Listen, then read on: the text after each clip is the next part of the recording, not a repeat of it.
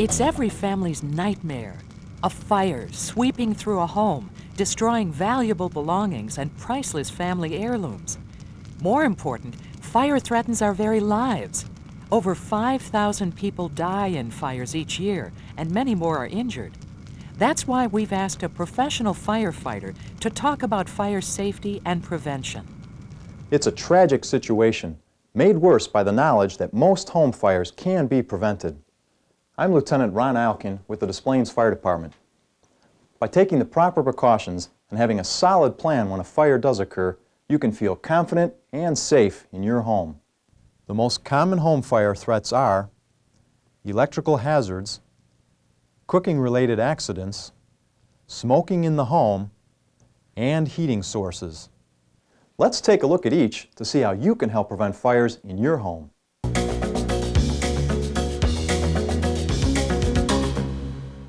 The fire started in my daughter's bedroom through an electrical malfunction in a clock radio that was in her room on her nightstand. The room where the fire was completely engulfed. Hallway and all the rooms on the second floor were engulfed in smoke. Smoke damage was the biggest thing for the rest of the house. And then the water damage that came down on the first floors was a resultant of the fire. Electricity flows through outlets and powers appliances in every room of your house. Misusing electricity can spark a fire instantly. Never use extension cords to plug in household appliances. To help protect your home, have a professional electrician check your electrical wiring. Replace any faulty wiring or missing wire insulation. This is especially important in older homes that may not be up to current building codes. An electrician should test your circuit breakers or fuses to determine if they are approved to handle your home's capacity. Make any necessary modifications. Don't overload outlets with plugs and adapters. Some older homes may not have the capacity to handle today's powerful electrical equipment. Keep extension cords out of high-traffic areas and don't run them under rugs. In the laundry room, check dryer vents regularly to prevent lint buildup, which can trap heat and spark a fire inside the dryer.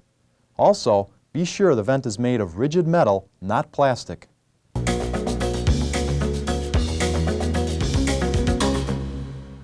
Be extra cautious in the kitchen, where heat, electricity, and flammable materials are all present.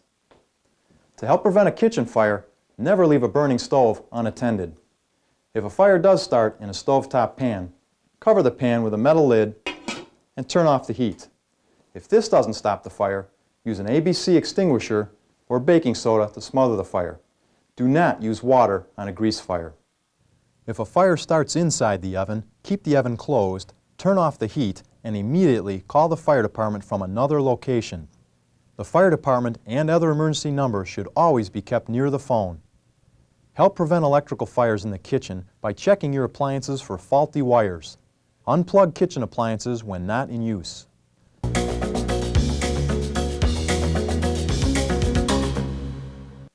Being careless with cigarettes and matches is the most common cause of death in house fires. Never smoke in bed.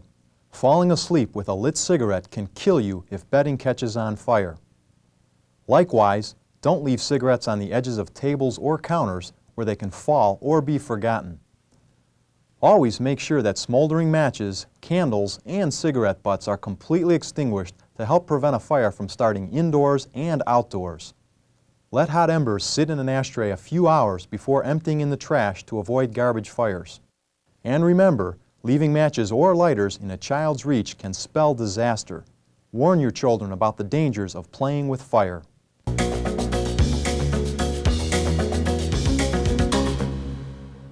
Heating equipment must be installed properly and maintained well in order to help prevent fire hazards. Check regularly for rusted parts, insecure mountings, or frayed wires. Place space heaters at least 3 feet away from walls, bedding, clothing, or other flammable materials. Keep heaters away from high-traffic areas such as doorways and hallways. Store combustible materials such as paint and kerosene in approved containers away from heat sources. Keep them in a shed or garage separate from the house, out of the way of children. Vapors can travel and be ignited easily by the furnace or a hot water heater's pilot light.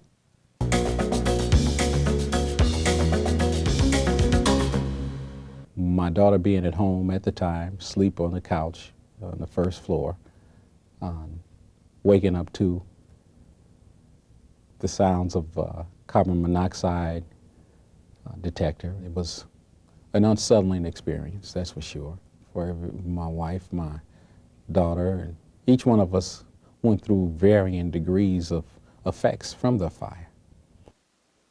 Fire safety goes beyond preventing fires. It also means preparing for an actual fire with a warning system and a solid escape plan. Your warning system should include, at the very least, a smoke alarm on every level of your home and near rooms where people sleep. Detectors should be placed at least 6 inches from where the wall and ceiling meet, or as manufacturers recommend. Keep them away from heating and cooling ducts, which can blow smoke away from the detector. Batteries should be changed in your detectors every 6 months. Detectors older than 10 years should be replaced entirely. At least one fire extinguisher should be readily available on each floor of the house. Choose ABC or dry chemical extinguishers, which are effective on all types of small fires. In addition, install carbon monoxide detectors near sleeping areas and near fuel-burning appliances such as furnaces and stoves. Carbon monoxide is an odorless gas produced by incomplete combustion that quickly overcomes and kills its victims. If a carbon monoxide detector goes off, evacuate the building and call the fire department. Do not re-enter the house until the source of the carbon monoxide has been discovered and fixed.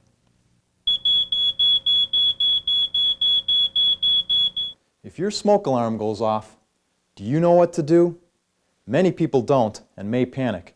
That's why it's important to have a plan before a fire starts. Plan at least 2 escape routes out of your home in case one is blocked by fire. Keep a ladder on upper floors in case the downstairs becomes too dangerous. Agree to a meeting place outside of the home to ensure all family members are accounted for. Because most fires start at night, it's a good idea to sleep with bedroom doors closed. This cuts off the air that fire needs to spread and may give you more time to escape. If a fire actually occurs, remain calm. Heat and smoke rise, so get down close to the floor. If you're in a bedroom, crawl to the door and feel it with the back of your hand. If it's hot, fire may be immediately outside. Try to find another escape route. If you can't open the door, crawl along a pre-planned route until you're outside. If your clothes should ever catch fire, stop, drop, and roll. That is, stop where you are, drop to the floor, and roll until the flames are out. Once you're out of the house, stay out. Never go back in for anything. It's a lot to remember, isn't it? Now imagine trying to remember everything in your house before a fire's destroyed it. It's a difficult task at an emotional time. That's why you should make a written inventory or a videotape of your home's contents before a fire strikes. Put it in a fireproof place, such as a safe. Working from a well-prepared document rather than your memory will help you settle your insurance claim quickly. Preparing for the worst is never enjoyable, but by taking the proper precautions, you can help reduce your chances of ever having to cope with the realities of a home fire. If one should occur, you'll feel confident in your ability to escape. Isn't that sense of security worth the effort?